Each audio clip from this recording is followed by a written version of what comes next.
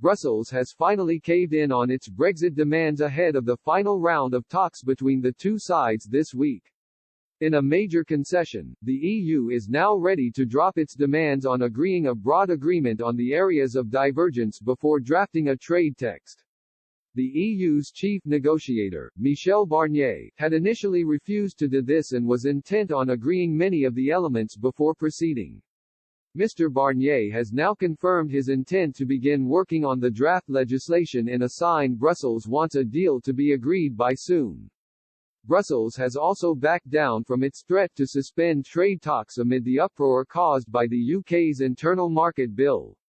Negotiations on elements of Brexit talks such as fisheries, and the level playing field, will also be extended to give Mr. Barnier and his counterpart, Lord David Frost, more time to come to a compromise.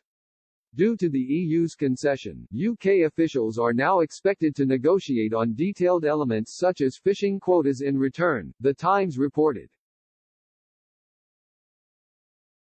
This week's talks are seen as crucial in laying the groundwork of a deal before it is then agreed next month.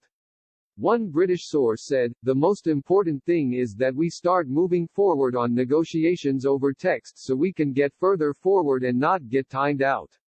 That is a good aim." The source did warn, however, the two sides still remain far apart on some issues.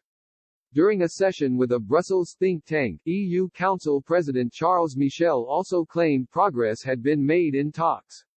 Although he admitted the talks had progressed slowly, Mr. Michel did reveal UK officials had stated a deal is still possible between the two sides.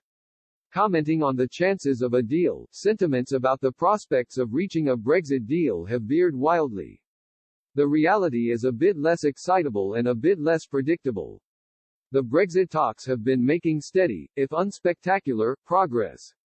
Lord Frost and those around him say a deal is possible but warn that time is now the biggest obstacle.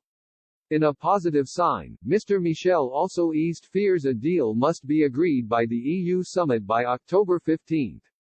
He did admit, however, substantial progress must be made by the end of the month. He concluded, the UK side hoped to show enough progress by October 15 to give the talks more time to get a deal over the line.